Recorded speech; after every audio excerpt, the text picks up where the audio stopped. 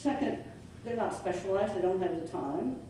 So even if we're not talking so much about something that requires a lot of technical expertise, just having people who are full-time or mostly full-time working on a problem and can respond more fluidly to day-to-day, month-to-month changes is important, and something the legislature itself may seem desirable.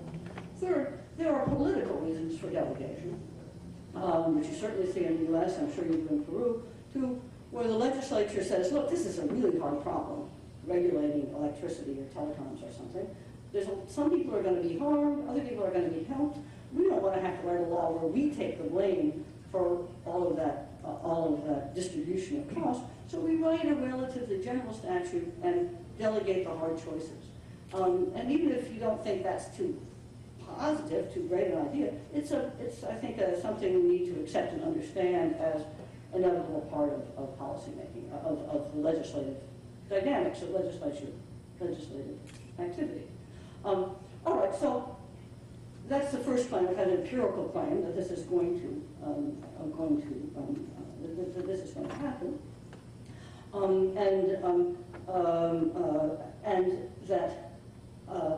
that although the legislature may be accountable to the electorate, the fact that they've delegated policymaking to some parts of policymaking to the executive means that a democratic accountability question arises. So it's not enough to say it's going to happen. There's a second question of, well, these are things people care about. The way in which industry is being regulated, the level of environmental protection in different areas, are things that the citizens and the business community and the nonprofits and all kinds of people really care about what those policies are, and they care about the policies, not just an individual decision, a licensing decision in their individual case.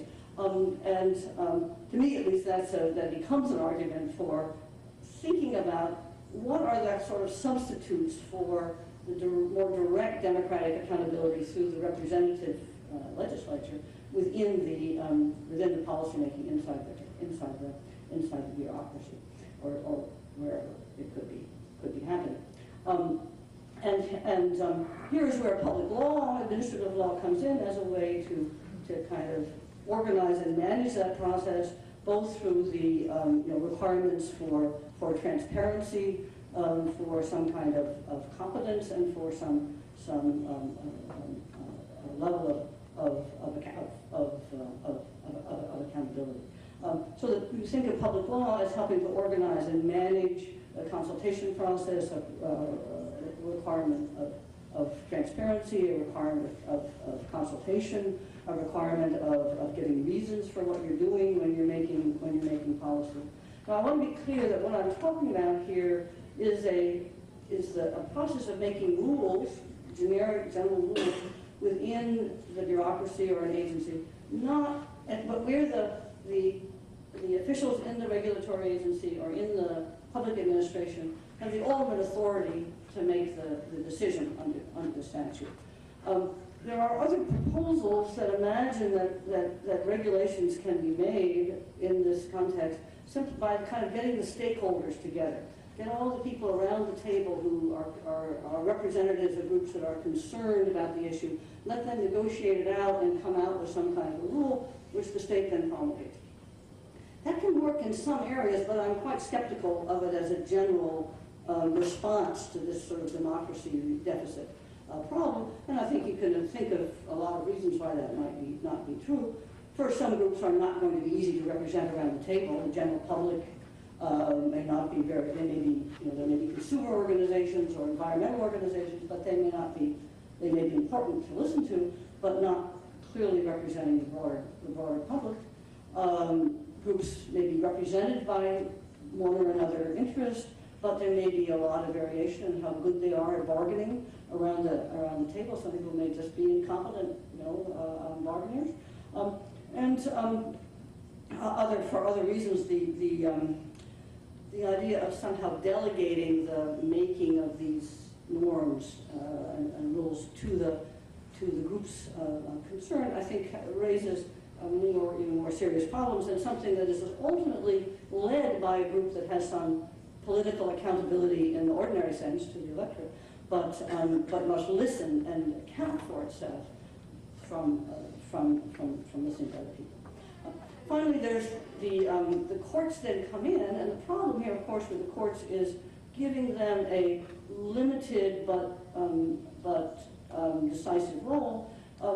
And to me, we've got we've got something approaching that in the U.S. Administrative Procedures Act, which governs these processes. Where what the courts do is they check: did you follow the process?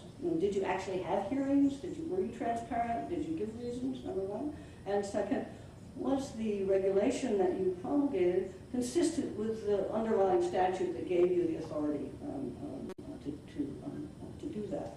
There may be some interesting, complicated questions in some of the presidential systems in Latin America, and I don't know the Peru case well enough, but in some of those systems, presidents have very strong powers to issue decrees with the force of law, even without a formal grant of legislative power.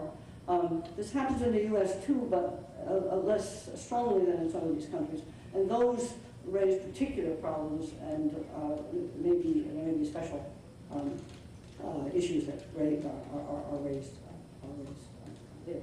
So the point is to give the courts some kind of oversight role without placing them, at least very easily, in the position in which they are ultimately making the substantive choice. They may be mostly remanding or sending back decisions that seem to not satisfy this and not actually substituting their own thing. All right, I want to just finally say a couple of things about how alternative ways in which, when we look across the world, we see this problem of policymaking accountability being dealt with, and you can almost sort of think of a continuum. On one side, you have really purely political methods. I mean, this would be something where a president has a very strong decree power, isn't accountable to anybody, just on political grounds makes decisions, and that's it. Or where a regulatory agency, the appointees to the regulatory agency are very explicitly tied to the politically powerful groups, and that's it. And that's the guys who are currently in power. And then you can think about an extreme on the other side, where something is delegated entirely to experts.